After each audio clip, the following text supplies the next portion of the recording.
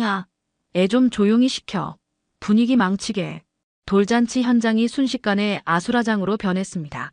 술에 취한 남편 박준호가 울고 있는 아들을 달래던 아내를 향해 소리를 질렀어요. 여보, 민준이가 놀라서 그래요. 조금만. 그 순간 믿을 수 없는 일이 벌어졌어요. 준호가 발로 임신한 아내의 배를 향해 걷어찼습니다. 아, 소연이 비명과 함께 바닥에 쓰러졌어요. 뱃속 아기를 보호하려고 두 손으로 배를 감쌌지만 이미 늦었습니다. 소연의 울부짖음이 돌잔치장을 가득 채웠어요. 손님들은 경악한 표정으로 일어났고 친정아버지의 얼굴이 분노로 일그러졌습니다. 더 충격적인 건 시어머니 이말순의 반응이었어요. 며느리는 원래 맞을 수도 있는 거예요. 임신한 며느리가 폭행당하는 상황에서 나온 믿기 어려운 망언이었어요. 하지만 이들은 몰랐습니다. 소연의 친정이 어떤 곳인지, 그리고 이 일로 인해 어떤 무서운 복수가 기다리고 있는지를. 이야기 시작 전 구독과 좋아요는 큰 힘이 됩니다. 장소연은 화장실에서 나와 손을 씻으며 거울 속 자신을 바라봤습니다. 창백한 얼굴에 드리워진 불안감을 감출 수 없었죠. 임신 테스트기에 두 줄이 선명했던 그 순간이 벌써 일주일 전 일이었는데 아직도 믿기지 않았어요. 여보, 말이 있어요. 거실에서 텔레비전을 보던 남편 박준호가 고개를 돌렸습니다. 맥주캔을 손에 든 채 귀찮다는 표정이었죠. 뭔데? 빨리 말해. 소연은 가슴이 두근거렸어요. 첫째 민준이를 가졌을 때도 이랬었는데 그때와는 달리 지금은 왠지 불길한 예감이 들었습니다. 둘째를 가진 것 같아요. 준호의 손이 멈췄습니다. 맥주캔을 탁자에 내려놓더니 한숨을 깊게 내쉬었어요. 확실해? 병원에서 확인했어요. 벌써 8주째예요. 준호는 머리를 감쌌습니다. 기쁜 기색은 전혀 없었죠. 오히려 골치 아프다는 표정만 역력했어요. 돈은 어떻게 할 건데? 민준이 기저귀 값도 빠듯한데. 소연의 마음이 철렁 내려앉았습니다. 축하 인사는커녕 돈 걱정부터 하는 남편이 야속했어요. 이때 안방에서 시어머니 이말순이 나왔습니다. 소연과 준호의 대화를 다 들었나 봐요. 뭘 가졌다고? 어머니, 소연이가 둘째를 가졌다고 해요. 이말순은 소연을 위아래로 훑어봤습니다. 별로 반갑지 않다는 표정이었죠. 그래, 민준이나 잘 키우면 되지. 굳이 또 가질 필요가 있었나? 소연은 말문이 막혔어요. 시어머니의 차가운 반응에 가슴이 답답해졌습니다. 어머니, 그래도 아기는 축복 아니에요? 축복은 무슨? 돈 드는 것만 늘어나지. 요즘 애 키우는 게 얼마나 비싼데. 이말순은 냉정하게 말했습니다. 며느리의 임신보다는 경제적 부담만 생각하고 있었어요. 그나저나 민준이 돌잔치 준비는 어떻게 되고 있어? 다음 달이면 돌인데. 화제가 갑자기 돌잔치로 바뀌었습니다. 소연은 임신 소식에 대한 따뜻한 축하 한마디도 듣지 못했죠. 준비하고 있어요, 어머니. 우리 식대로 해야 한다고 했지. 친정에서 이래라 저래라 하지 말고. 소연은 고개를 끄덕일 수밖에 없었습니다. 임신으로 몸이 무거워지는데 돌잔치 준비까지 떠맡아야 한다는 생각에 한숨이 나왔어요. 준호는 다시 맥주를 들며 말했습니다. 소연아, 몸 관리 잘해. 돌잔치도 중요하고 아내의 건강을 걱정하는 게 아니라 돌잔치에 차질이 없기를 바라는 말이었어요. 소연은 쓸쓸한 마음을 감추며 방으로 들어갔습니다. 뷔페는 이미 예약했고 초대장도 인쇄소에 맡겼어요. 소연은 시어머니 앞에서 조심스럽게 말했습니다. 임신 초기라 입덧이 심해 얼굴이 창백했지만 돌잔치 준비는 멈출 수 없었어요. 초대장에 뭐라고 썼는데? 이말순이 날카롭게 물었습니다. 며느리가 혼자서 결정한 게 마음에 들지 않는 듯 했어요. 보통처럼 썼어요. 박민준 돌잔치 초대한다고. 친정 쪽은 많이 부르지 마. 우리가 주최하는 건데 친정이 설치면 안 돼. 소연의 가슴이 답답해졌습니다. 친정은 지역에서 꽤 알려진 집안이었어요. 아버지 장소는 대형 건설회사를 운영하고 있고 어머니 김정순도 사회활동을 활발히 하는 분이었죠. 돌잔치에 친정 쪽 인사들이 오는 게 당연한 일인데 시어머니는 탐탁지 않아 했어요. 어머니, 그래도 외할머니, 외할아버지는 와야 하지 않을까요? 그건 당연하지. 하지만 친정 쪽 친척들은 적당히 해. 너무 많이 오면 우리가 기죽어. 소연은 억울했지만 참을 수밖에 없었습니다. 입덧으로 속이 메스꺼운데 이런 스트레스까지 받으니 더욱 괴로웠어요. 이때 준호가 회사에서 돌아왔습니다. 평소보다 일찍 온 게 의외였어요. 돌잔치 준비 어떻게 돼가? 거의 다 됐어요. 뷔페도 예약하고 초대장도 나왔어요. 준호는 초대장을 훑어봤습니다. 그런데 갑자기 얼굴이 굳어졌어요. 야, 이거 얼마 든 거야? 초대장이요? 30만 원 정도요. 30만 원? 미쳤나? 그냥 문자로 하면 될걸. 소연은 당황했습니다. 돌잔치 초대장을 제대로 만드는 게 당연하다고 생각했는데 남편은 돈만 아까워했어요. 여보, 우리 아들 첫 돌잔치인데 제대로 해야죠. 제대로 하는 게 돈 쓰는 거냐? 요즘 경기가 얼마나 어려운데. 이말순이 거들었습니다. 맞아. 요새 젊은 것들은 허례허식만 좋아해. 옛날엔 떡해서 동네 사람들 나눠주면 그걸로 끝이었어. 소연은 눈물이 날 것 같았어요. 임신한 몸으로 돌잔치 준비를 혼자 다 하고 있는데 가족들은 돈 타령만 했습니다. 그리고 뷔페는 어디로 정했어? 롯데호텔 뷔페로요. 준호가 벌떡 일어났습니다. 롯데호텔? 거기가 얼마나 비싼 곳인데. 하지만 친정에서도 오시는데 너무 초라하면 체면이. 체면은 무슨 체면? 동네 식당도 충분해. 소연의 목소리가 떨렸습니다. 친정은 권위 있는 집안이라 격에 맞는 장소를 택한 건데 시댁에서는 이해해주지 않았어요. 이미 계약금도 냈는데요. 그럼 취소해. 위약금 내더라도 취소하라고. 소연은 더 이상 참을 수 없었습니다. 화장실로 뛰어가 문을 걸어 잠그고 울음을 터뜨렸어요. 임신으로 예민해진 마음에 가족들의 차가운 반응이 더욱 상처가 됐습니다. 소연은 화장실에서 나와 부엌으로 향했습니다. 시어머니가 설거지를 하라고 눈짓했기 때문이죠. 임신 초기라 몸이 무겁고 입덧이 심했지만 집안일은 여전히 며느리의 몫이었어요. 소연아, 돌잔치 음식 준비는 어떻게 할 거야? 이말순이 설거지하는 소연에게 물었습니다. 뷔페를 취소하라고 했으니 음식을 직접 준비해야 한다는 뜻이었어요. 집에서 해야 하나요? 당연하지. 돈도 아끼고 정성도 들어가고. 떡은 떡집에서 주문하고 나머지는 내가 해. 소연의 어깨가 무거워졌습니다. 임신한 몸으로 수십 명분의 음식을 준비한다는 게 막막했어요. 어머니, 소연이가 임신했는데 너무 무리 아닐까요? 뜻밖의 준호가 말했습니다. 소연은 잠깐 고마웠지만 이말순의 반응은 차가웠어요. 임신했다고 놀고 먹을 수는 없지. 옛날 여자들은 임신해도 농사일 다 했어. 준호는 더 이상 말하지 않았습니다. 어머니 앞에서는 항상 작아지는 남편이었어요. 이때 소연의 휴대폰이 울렸습니다. 친정 어머니 김정순이었어요. 소연아, 민준이 돌잔치 준비는 잘 돼가? 네, 어머니. 준비하고 있어요. 우리가 도움이 필요한 건 없고 음식이나 장소 같은 거 말이야. 소연은 잠깐 망설였습니다. 친정에서 도움을 주겠다고 하니 고마웠지만 시어머니 눈치가 보였어요. 괜찮아요, 어머니. 저희가 알아서 할게요. 그래. 그래도 우리 첫 외손자 돌잔치인데 너무 초라하면 안 되지. 김정수는 평상시에도 딸을 걱정하는 마음이 컸습니다. 특히 시댁에서 소연이 제대로 대우받고 있는지 늘 신경 쓰고 있었어요. 장소는 어디로 정했어? 집에서 할 것 같아요. 집에서? 손님이 몇 명인데? 아직 정확히 안 세어봤지만 40명 정도 될 것 같아요. 김정수는 잠깐 말이 없었습니다. 권위 있는 집안의 돌잔치를 집에서 한다는 게 의외였어요. 소연아, 내가 너무 무리하는 건 아니야. 임신한 몸으로 그 많은 음식을 어떻게 준비해? 소연은 대답하기가 곤란했습니다. 시어머니가 옆에서 듣고 있었거든요.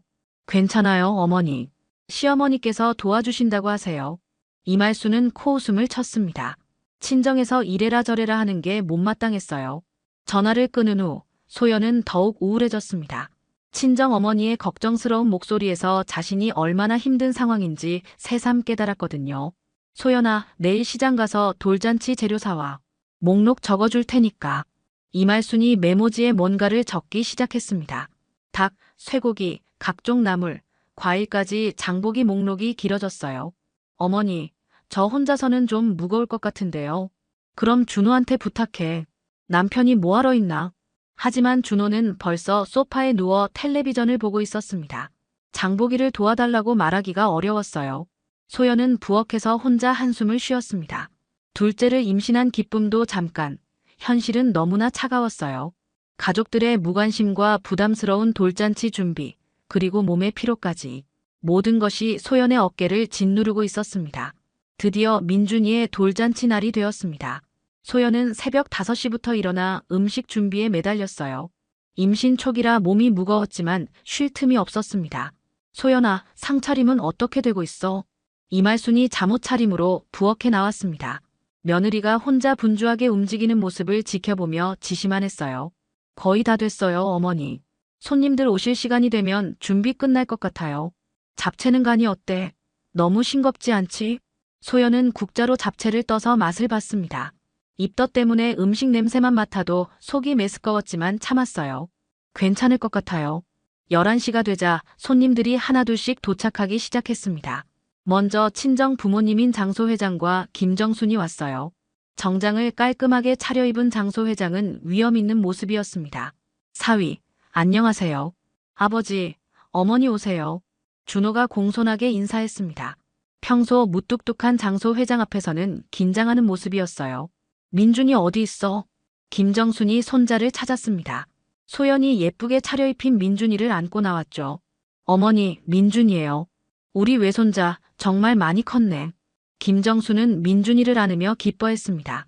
하지만 소연의 얼굴을 보더니 걱정스러운 표정을 지었어요. 소연아, 얼굴이 많이 야윈 것 같은데 괜찮아? 네, 괜찮아요. 입덧이 조금 있을 뿐이에요. 이말순이 끼어들었습니다. 사돈 어머님, 임신하면 원래 그런 거죠. 저희 며느리가 좀 예민해서 그래요. 김정수는 시어머니의 말에 뭔가 석연치 않다는 표정이었지만 돌잔치 자리라 크게 말하지 않았어요. 손님들이 모두 도착하자 본격적인 돌잔치가 시작됐습니다. 민준이를 위한 돌상이 차려졌고 아이는 호기심 가득한 눈으로 상위의 물건들을 바라봤어요. 자, 민준아, 뭘 잡을까? 친척들이 환호하며 지켜봤습니다. 민준이는 잠깐 망설이다가 실과 붓을 동시에 잡았어요. 와, 공부도 잘하고 장수하겠네. 우리 민준이 똑똑하다. 분위기가 한순간 훈훈해졌습니다. 소연도 잠깐이나마 행복한 미소를 지었어요. 하지만 준호가 술을 마시기 시작하면서 분위기가 달라졌습니다. 평소보다 빨리 취하는 것 같았어요. 여러분, 오늘 우리 민준이 돌잔치에 와주셔서 감사합니다. 준호가 갑자기 일어나 큰 소리로 말했습니다. 술 냄새가 진동했어요. 우리 집이 이렇게 잘 돌아가는 것도 다 제 덕분이죠. 소연은 당황했습니다. 남편이 왜 갑자기 이런 말을 하는지 이해할 수 없었어요. 준호야, 앉아. 너무 취했어. 소연이 조용히 말했지만 준호는 들은 척도 하지 않았습니다. 아니에요. 제가 벌어온 돈으로 이 돌잔치도 하는 거고. 친정 쪽 친척들이 어색한 표정을 지었습니다. 장소 회장의 얼굴이 굳어지는 게 보였어요. 민준이가 아빠의 큰 소리에 놀라서 울기 시작했습니다. 소연이 재빨리 아이를 달래려 했지만 민준이는 계속 울었어요. 아이고, 민준아. 괜찮다, 괜찮아. 소연이 아이를 품에 안고 달래고 있는데 준호가 갑자기 화를 냈습니다. 야, 애가 우는데 좀 조용히 시켜봐. 분위기 망치게. 순간 거실이 정적에 휩싸였습니다. 모든 사람들이 준호를 놀란 눈으로 바라봤어요. 소연은 울고 있는 민준이를 달래느라 애쓰고 있었습니다. 아이가 아빠의 큰 소리에 놀라 더욱 심하게 울었거든요. 민준아, 괜찮다. 엄마가 여기 있어. 소연이 아이를 가슴에 안고 토닥토닥 해줬지만 민준이는 쉽게 진정되지 않았어요. 손님들도 어색한 분위기를 감지하고 있었습니다. 야, 애 좀 조용히 시켜. 손님들 앞에서 뭐 하는 거야? 준호가 소리를 질렀습니다. 술에 완전히 취한 상태라 눈이 충혈되어 있었어요. 여보, 목소리 좀 낮춰요. 민준이가 더 놀라잖아요. 소연이 조심스럽게 말했지만 준호는 더욱 화를 냈습니다. 뭐, 내가 목소리를 낮춰? 내가 애 관리를 제대로 못해서 이 꼴이지. 친정 아버지 장소 회장의 표정이 차갑게 굳었습니다. 사위의 모습이 평소와 너무 달랐거든요. 준호야, 그만해. 아이가 우는 건 자연스러운 일이야. 김정순이 끼어들었지만 준호는 듣지 않았어요. 자연스러운 일. 돌잔치 분위기를 망치는데. 이때 민준이가 더욱 크게 울기 시작했습니다. 소연은 아이를 진정시키려고 방으로 가려 했어요. 죄송해요. 잠깐 민준이 좀 달래고 올게요. 하지만 준호가 소연의 팔을 붙잡았습니다. 어디가? 여기서 해결해. 여보, 민준이가 놀랐으니까 조용한 곳에서. 조용한 곳은 무슨? 내가 못나서 애가 우는 거지. 순간 준호가 화를 참지 못하고 소연의 어깨를 밀쳤습니다. 임신 초기라 몸의 중심을 잡기 어려웠던 소연이 비틀거렸어요. 여보. 그런데 준호는 여기서 멈추지 않았습니다. 술에 취해 이성을 잃은 상태였거든요. 분위기나 망치고 준호가 발로 소연의 배 부분을 걷어찼습니다. 아, 소연이 비명을 지르며 바닥에 쓰러졌어요. 임신한 배를 두 손으로 감싸며 몸을 웅크렸습니다. 아기, 우리 아기. 소연이 울부짖었습니다. 뱃속 아기가 다칠까봐 두려웠거든요. 거실이 아수라장이 되었습니다. 손님들은 경악한 표정으로 일어났고 장소 회장은 분노로 얼굴이 붉어졌어요. 이 자식이 뭐 하는 거야? 장소 회장이 준호에게 다가갔지만 이말순이 갑자기 끼어들었습니다. 사돈어른 진정하세요. 부부싸움이에요. 부부싸움. 임신한 며느리를 발로 찬 게 부부싸움이라고. 며느리는 원래 맞을 수도 있는 거예요. 요즘 며느리들이 너무 건방져서 그래요. 이말순의 망언에 모든 사람이 충격을 받았습니다. 김정수는 믿을 수 없다는 표정을 지었어요. 지금 뭐라고 하신 거예요? 사실이잖아요. 며느리가 시댁 체면을 생각하지 않고. 체면? 임신한 며느리를 폭행하는 게 체면이에요. 소연은 바닥에서 일어나지 못하고 계속 배를 감싸고 있었습니다. 민준이도 엄마가 쓰러진 모습에 더욱 크게 울었어요. 소연아, 괜찮아. 김정순이 딸에게 달려갔습니다. 소연의 얼굴이 창백해져 있었어요. 어머니, 아기가 괜찮을까요? 병원 가야겠어. 지금 당장.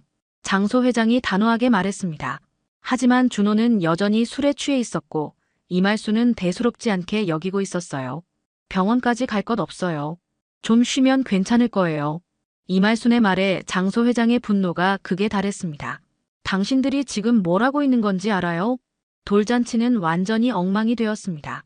행복해야 할 손자의 첫 돌이 악몽으로 변해버렸어요. 돌잔치 손님들이 모두 돌아간 후 집안은 참담한 침묵에 휩싸였습니다. 소연은 침실에서 배를 감싸고 누워 있었고 민준이는 할머니 품에서 겨우 잠들어 있었어요. 소연아, 어떠니? 아픈 곳은 없고. 김정순이 딸의 침상 옆에 앉아 걱정스럽게 물었습니다. 장소 회장도 굳은 얼굴로 서 있었어요. 괜찮아요, 어머니. 아기도 움직이는 것 같아요. 소연은 약한 미소를 지었지만 눈가에는 아직 눈물 자국이 남아 있었습니다. 그래도 내일 병원 가봐야 해. 임신 초기라 위험할 수 있어. 장소 회장이 말했습니다.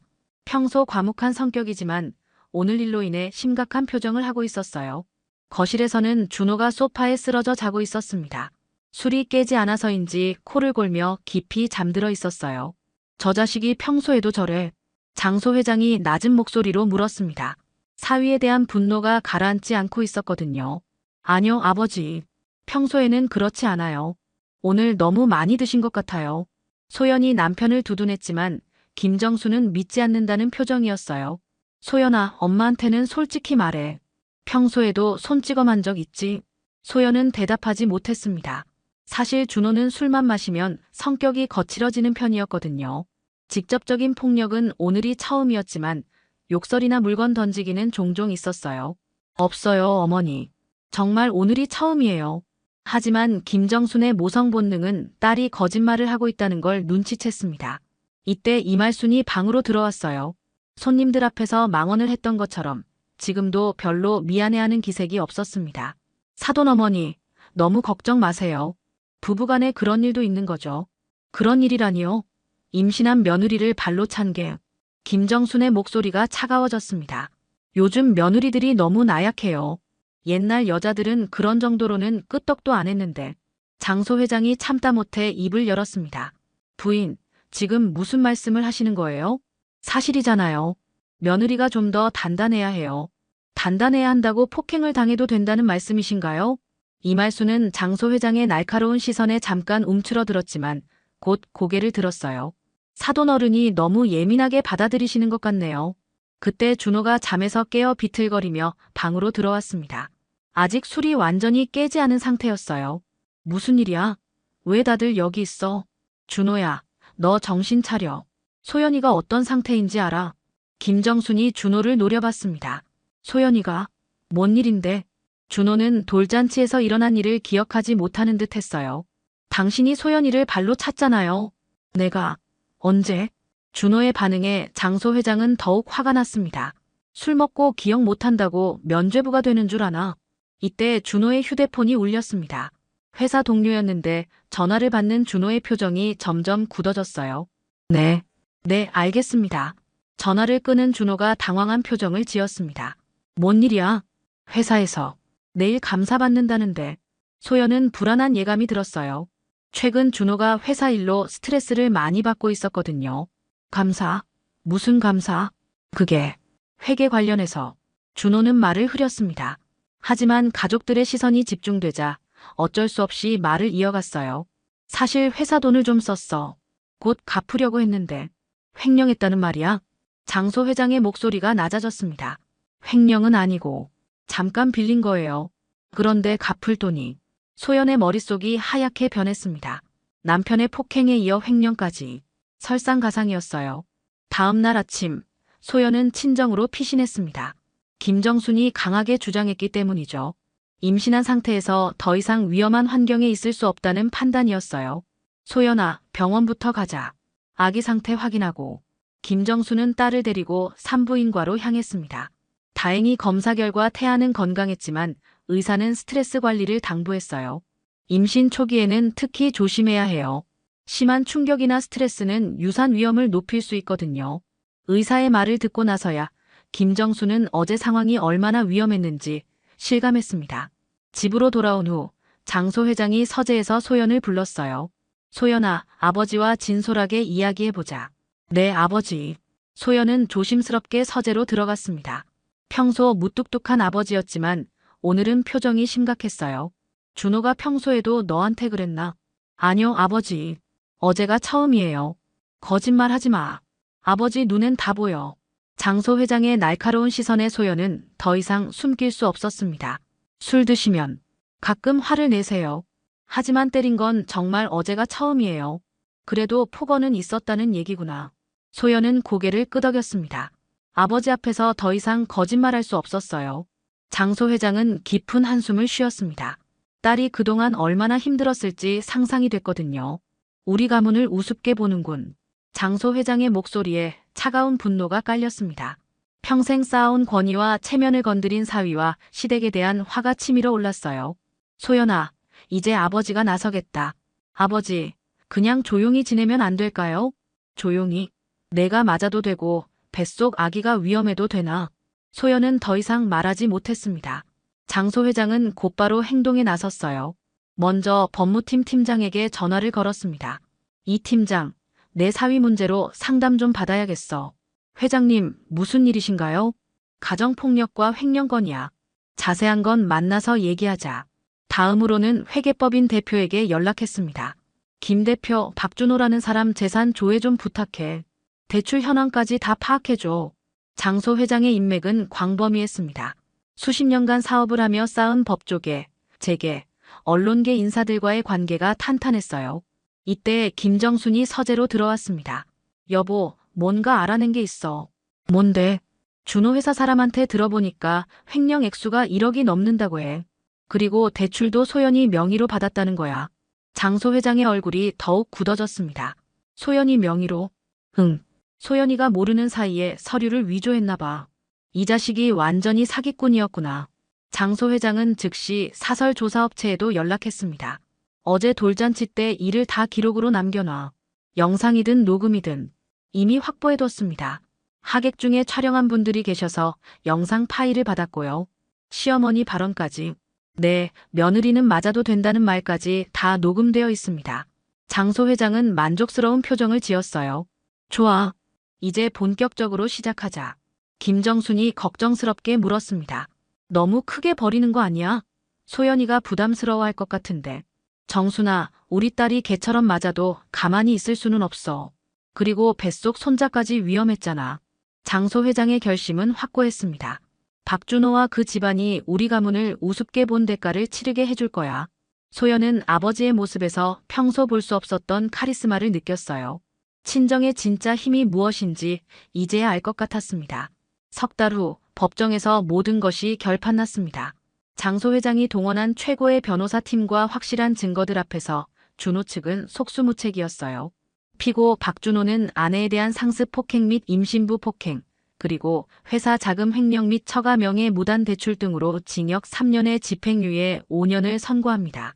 판사의 선고가 떨어지자 준호는 창백한 얼굴로 고개를 떨어뜨렸습니다.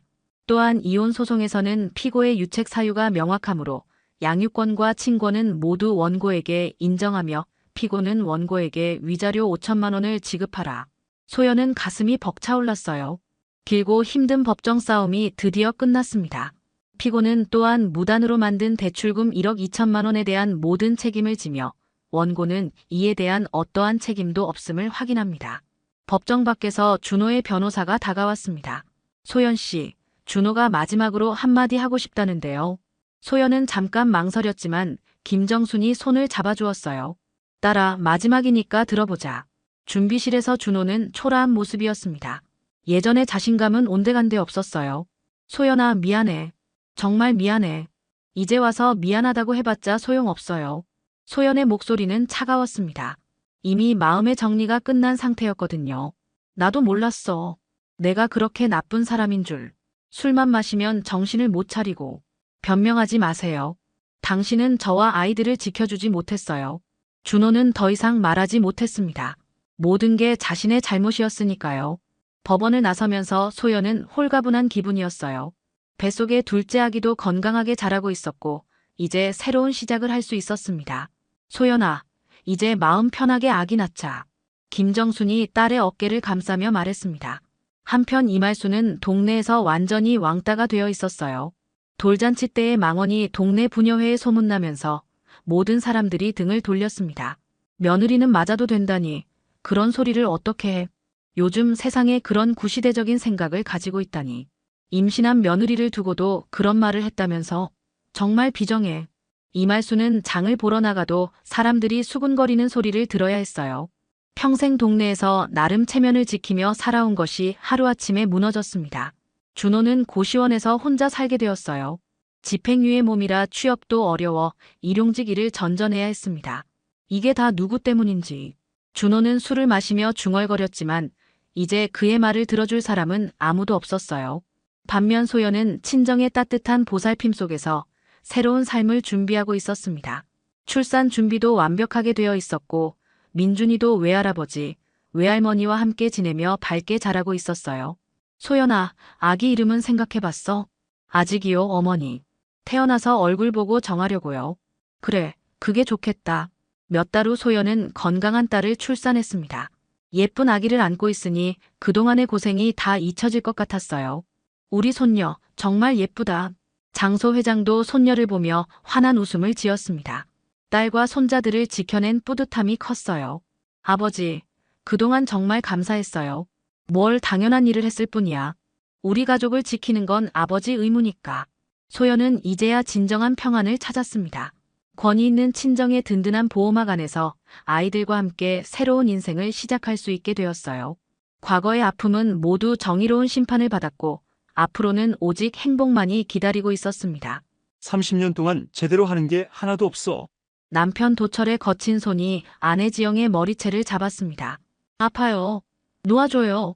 지영이 비명을 질렀지만 남편의 분노는 멈추지 않았어요. 그때 거실에서 킥킥거리는 웃음소리가 들려왔습니다. 어머, 우리 형수님 혼나시네. 시누이 미란의 목소리였어요. 조카 며느리들도 함께 웃고 있었습니다. 그날 밤 지영은 잠들지 못하고 천장을 바라봤습니다. 분노와 서러움이 가슴속에서 끓어올랐어요. 30년 동안 참고 참았는데 이제는 정말 한계였습니다. 더 이상 당하고만 살 수는 없었어요.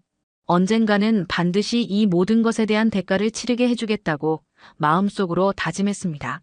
두고 봐. 너희들이 나를 어떻게 대했는지 똑똑히 기억해뒀으니까. 이야기 시작 전 구독과 좋아요는 큰 힘이 됩니다. 새벽 5시 한지영은 부엌에서 홀로 전을 부치고 있었습니다. 지지직 소리와 함께 올라오는 기름 냄새가 온 집안을 감쌌죠. 손목시계를 힐끗 보니 벌써 2시간째 서 있는 셈이었어요. 무릎이 쑤시고 발목이 붓기 시작했지만 오늘만큼은 멈출 수가 없었습니다. 시누이 미란과 그 가족들이 오늘 오후에 몰려올 예정이었거든요. 총 15명이나 되는 대가족이 올 텐데 매번 그렇듯 음식 준비는 온전히 지영의 몫이었어요. 아, 진짜 언제까지 이래야 하나. 지영은 속으로 한숨을 쉬며 다음 전을 팬에 올렸습니다. 동태전, 호박전, 파전, 고기전까지 종류도 가지각색이었죠. 시누이들은 매번 음식 종류가 적다거나 간이 맞지 않는다거나 온갖 트집을 잡아댔거든요. 그래서 지영은 항상 여유분을 더 준비했습니다. 혹시나 모자랄까 봐서 말이에요. 거실에서는 남편 도철이 코를 골며 잠들어 있었습니다. 어젯밤에도 늦게 들어와서는 내일 동생들 온다고 난리치지 말고 적당히 해라고 던지고는 바로 잠자리에 들었죠. 적당히 하라니요. 시누이들 앞에서 체면이 깎이는 건 결국 지영의 몫인데 말입니다. 도철은 명절만 되면 평소의 무뚝뚝한 모습을 벗어던지고 동생들 앞에서 큰오빠 행세를 하려 애썼어요. 그럴 때마다 지영은 더욱 초라해졌습니다. 엄마, 이렇게 일찍부터 하지 마세요. 큰딸 유진이 부스스한 머리로 부엌에 나타났어요. 27살이 된 딸은 여전히 어머니의 고생을 안타까워했습니다. 유진의 눈에는 분노와 안타까움이 동시에 서려 있었죠. 괜찮다. 너는 더 자거라. 아빠는 왜 안 도와드려요? 매번 엄마만 이러시는데. 유진의 목소리에 분노가 섞여 있었습니다. 하지만 지영은 그저 쓴웃음만 지을 뿐이었어요. 30년 동안 이런 식이었는데 이제 와서 뭘 바라겠어요. 아들이라서 그래. 시댁 식구들 앞에서 기죽고 싶지 않은 거지. 사실 지영도 처음부터 이렇게 순응적이었던 건 아니었습니다. 결혼 초기에는 불만도 표출하고 항의도 했었죠. 하지만 매번 돌아오는 건 차가운 시선과 시집와서 버릇없이 굴지 말라는 핀잔뿐이었어요. 점점 목소리를 낮추게 되고 어느새 침묵하는 것이 편해졌습니다. 저항하는 것보다 순종하는 편이 모든 면에서 편했거든요. 아들 지훈도 부엌으로 나왔습니다. 24살의 지훈은 전역한 지 얼마 안 된 상태였어요. 엄마, 제가 도와드릴게요. 아니야, 너희는 신경 쓰지 마라. 지영은 자식들 앞에서만큼은 약한 모습을 보이고 싶지 않았어요. 하지만 속으로는 서글펐습니다. 이런 상황이 당연한 듯 받아들여지는 현실이 말이죠. 전을 뒤집으며 지영은 오늘 하루가 무사히 지나가기만을 간절히 바랐습니다. 하지만 불안한 예감이 가슴 한구석을 짓누르고 있었어요. 오후 2시 현관문이 요란하게 열리며 시누이 미란의 목소리가 집안을 가득 메웠습니다. 형수님 왔어요. 미란의 뒤로 조카들이 우르르 몰려들어왔어요. 미란의 두 아들과 며느리, 그리고 갓 태어난 손자까지 총 5명이었습니다. 이어서 도철의 막내 여동생 가족도 도착했죠. 순식간에 거실이 북적거리기 시작했어요. 어머, 형수님 많이 준비하셨네요. 미라는 상을 훑어보며 말했지만 그 말투에는 어딘지 비꼬는 기색이 섞여 있었습니다. 지영이 정성껏 준비한 음식들을 보며 조카 며느리가 속삭였어요. 어머니, 전이 좀 두껍지 않아요? 그러게 말이야.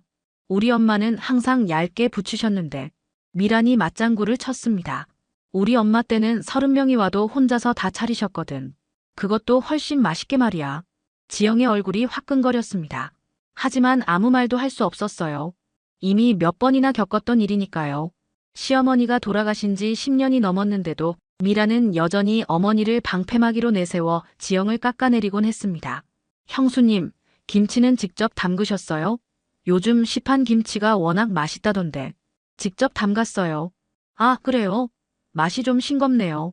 우리 엄마 김치 맛이 생각나는군. 지영은 속으로 분통이 터졌지만 꾹 참았습니다.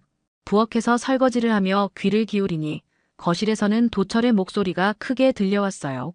야, 지영아, 물 좀 가져와. 평소보다 훨씬 거친 목소리였습니다. 동생들 앞에서 남편 노릇을 제대로 해보이려는 듯 했어요. 지영이 물을 가져다 주자 도철은 고개도 돌리지 않고 받았습니다. 과일은 언제 깎아줄 거야? 손님들이 기다리잖아. 지금 준비하고 있어요. 빨리 좀 해. 느려 터져서. 미란이 킥킥 웃으며 끼어들었어요. 형은 참 복이 많으시네. 형수가 이렇게 잘해주는데. 말은 칭찬 같았지만 어조는 조롱에 가까웠습니다. 지영은 부엌으로 돌아가 과일을 깎기 시작했어요. 손이 떨려서 사과 껍질이 두껍게 벗겨졌습니다. 엄마, 왜 이러세요? 유진이 부엌으로 들어와 어머니의 모습을 보고 화를 냈어요. 저 사람들이 뭔데 엄마한테 저런 식으로 대해요? 조용히 해. 들린다. 들리면 어때요? 아빠도 너무하잖아요. 동생들 앞에서 엄마를 하인 부리듯 하면서. 지영은 딸을 달래려 했지만 유진의 분노는 쉽게 가라앉지 않았습니다. 지훈도 주먹을 꽉 쥔 채 거실을 바라보고 있었어요. 형제는 서로 눈을 마주치며 무언의 대화를 나눴습니다. 형수님, 고기 좀 더 구워주세요. 미란의 큰아들이 부엌에서 소리쳤어요. 지영은 다시 고기를 굽기 위해 가스레인지 앞에 섰습니다. 온종일 서 있어서 다리가 후들거렸지만 앉을 틈도 없었어요. 저녁 무렵이 되어서야 시누이 가족들이 하나둘 떠나기 시작했습니다. 미라는 문 앞에서 마지막으로 한마디 던졌어요. 형수님, 수고 많으셨어요. 다음에는 좀 더 신경 써서 준비해 주세요. 지영은 고개만 끄덕였습니다. 문이 닫히자마자 다리에 힘이 풀려 주저앉고 싶었지만 아직 설거지가 남아 있었어요. 시누이들이 떠난 후에도 지영의 하루는 끝나지 않았습니다. 산더미 같은 설거지가 기다리고 있었거든요. 기름때가 눌어붙은 팬과 접시들을 보니 한숨이 절로 나왔어요.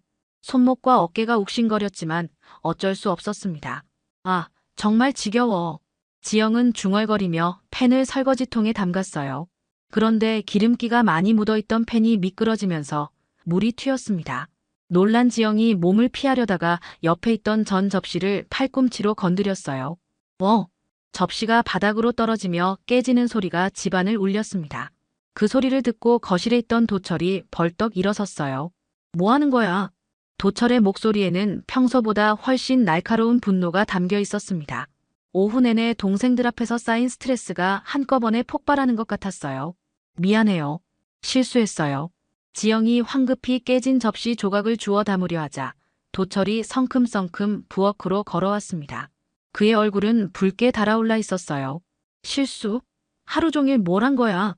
동생들 앞에서 창피 주고 이제는 접시까지 깨뜨리고 정말 미안해요. 다시 조심할게요. 조심하긴 뭘 조심해. 항상 이 모양이잖아. 도철의 분노는 점점 커졌습니다. 오늘 미란이 던진 비아냥거림들이 그의 자존심을 건드린 모양이었어요. 형으로서 체면을 세우지 못했다는 생각에 화가 난 것이죠.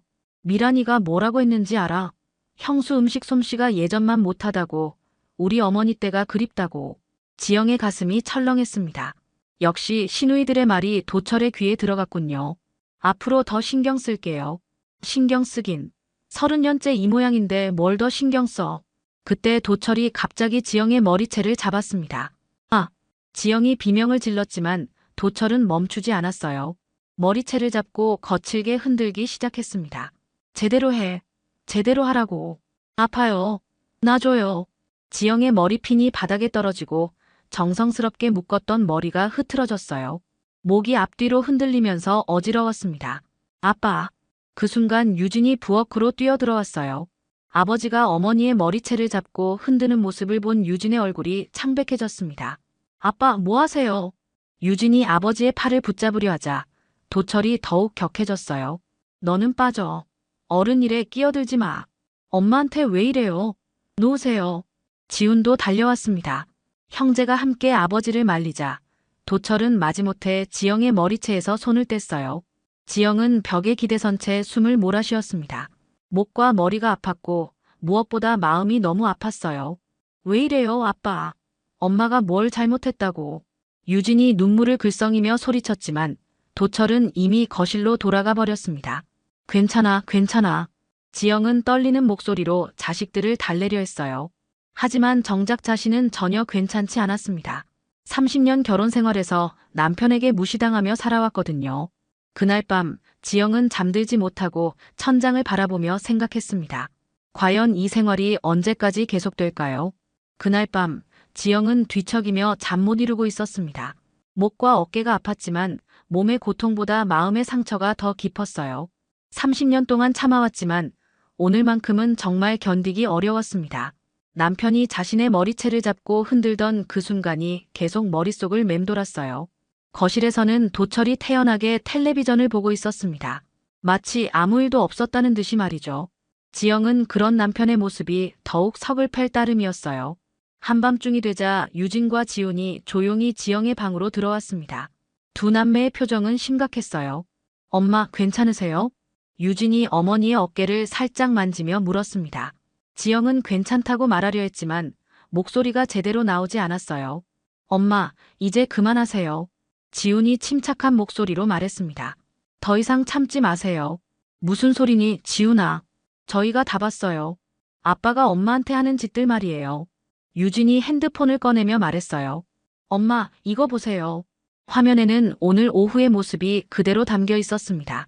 도철이 지영에게 반말로 명령하는 장면, 시누이들이 음식에 대해 비아냥거리는 모습, 그리고 결정적으로 도철이 지영의 머리채를 잡고 흔드는 장면까지 말이죠. 언제부터 찍었니? 몇 달 전부터요. 아빠가 엄마한테 하는 행동들이 점점 심해지는 것 같아서요. 지훈이 대답했습니다. 저희도 더 이상 지켜볼 수 없었어요. 영상 속에서 도철은 동생들 앞에서 완전히 다른 사람이 되어 있었어요. 평소의 무뚝뚝함을 벗어던지고 오히려 공격적으로 변한 모습이었습니다. 지영을 마치 하인처럼 부리면서도 전혀 미안해하지 않는 표정이었어요. 미란 이모가 하는 말들도 다 녹음되어 있어요. 유진이 또 다른 파일을 재생했습니다. 시누이들이 지영의 음식 솜씨를 깎아내리고 시어머니를 내세워 비교하는 대화들이 고스란히 담겨 있었어요. 우리 엄마는 30명도 혼자 있는데 형수는 15명도 버거워하네. 김치 맛도 영 아니고 전도 두껍고 형이 참 불쌍해. 이런 음식 먹고 사는 게. 녹음을 들으며 지영의 눈에 눈물이 고였습니다. 당시에는 그냥 넘어갔지만 이렇게 다시 들으니 더욱 서러웠어요. 엄마, 이제 결정하세요.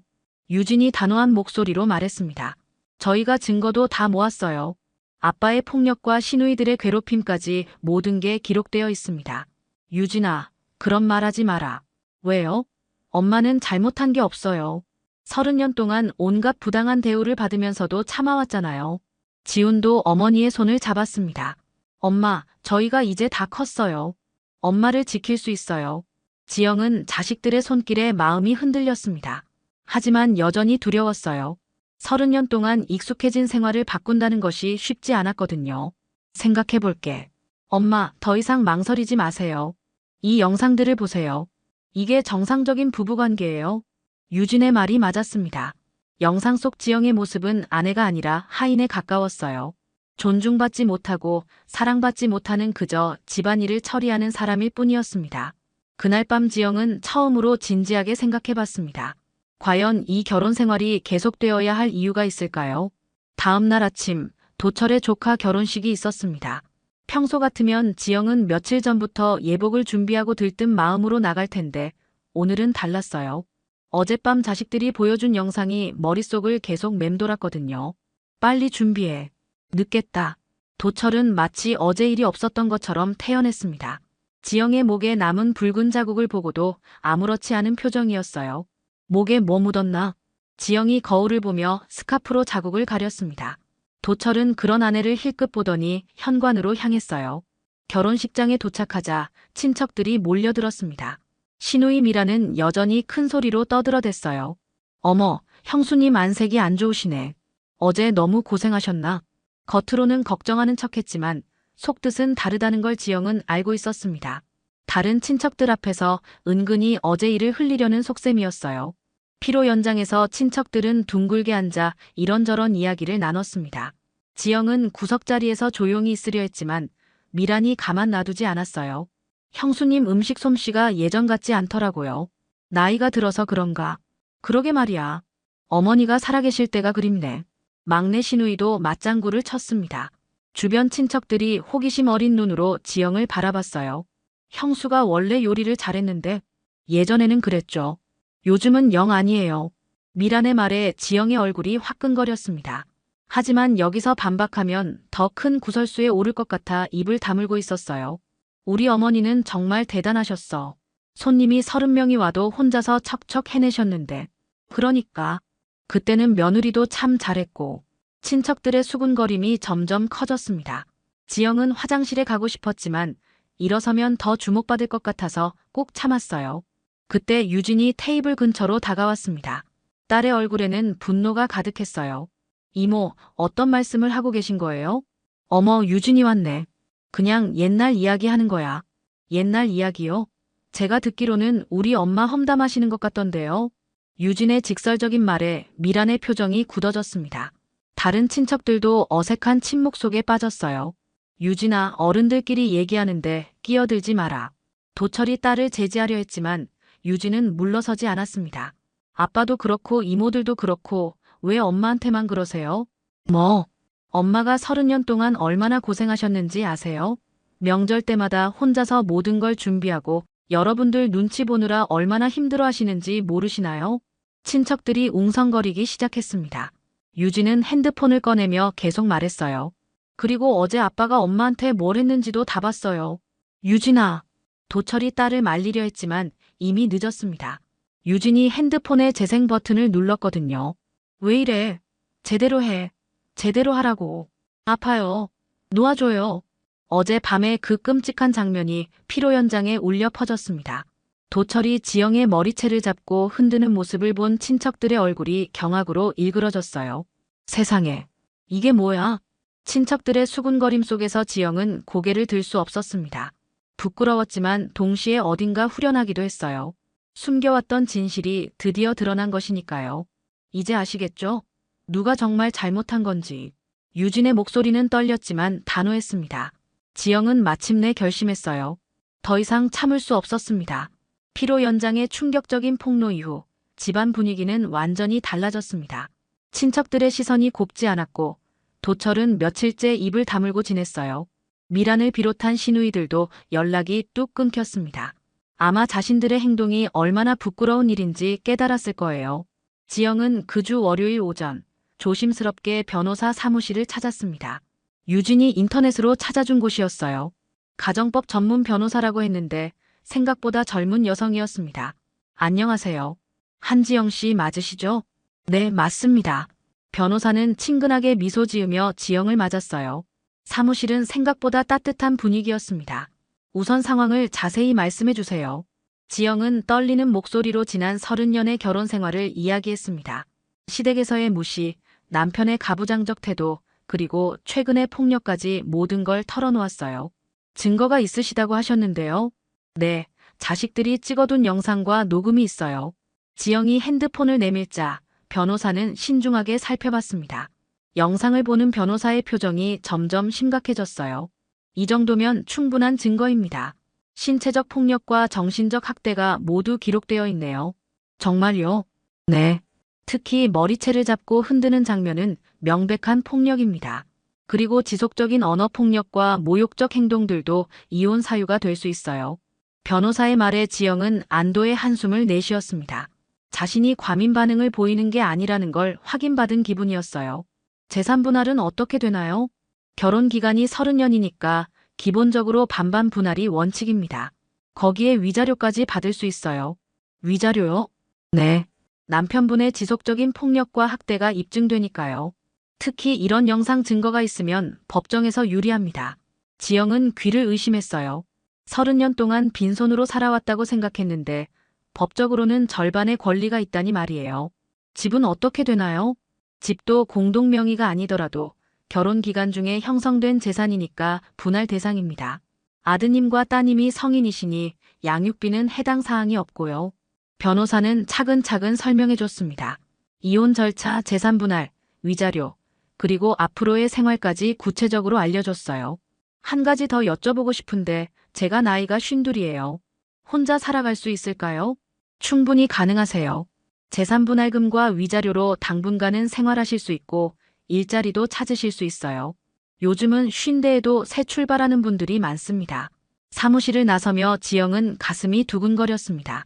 두려움과 기대감이 동시에 밀려왔어요. 집으로 가는 길에 유진이 전화를 걸어왔습니다. 엄마, 변호사 상담 어떠셨어요? 생각보다 희망적이더라. 정말요? 다행이에요. 엄마, 이제 결정하세요. 집에 도착하니 도철이 거실에 앉아 있었습니다. 며칠 전부터 계속 침묵을 지키던 그가 입을 열었어요. 지영아, 우리 얘기 좀 하자. 무슨 얘기요? 그날 일. 내가 너무했다. 미안해. 30년 만에 처음 듣는 사과였습니다. 하지만 지영의 마음은 이미 돌아서 있었어요. 이제 늦었어요. 뭐? 30년 동안 기다렸는데 이제 와서 미안하다고 하면 뭐해요? 도철의 얼굴이 굳어졌습니다. 아내가 이렇게 단호하게 나오는 건 처음이었거든요. 그날 밤 지영은 마침내 결심을 굳혔습니다. 더 이상 이 생활을 계속할 이유가 없었어요. 이혼 절차는 생각보다 빨리 진행되었습니다. 도철이 더 이상 버틸 수 없다고 판단했는지 조정 과정에서 지영의 요구를 대부분 받아들였거든요. 영상과 녹음 증거가 너무 확실했기 때문이었어요. 결국 석 달 만에 모든 절차가 끝났습니다. 축하해요, 엄마. 유진과 지훈이 법원 앞에서 지영을 껴안았습니다.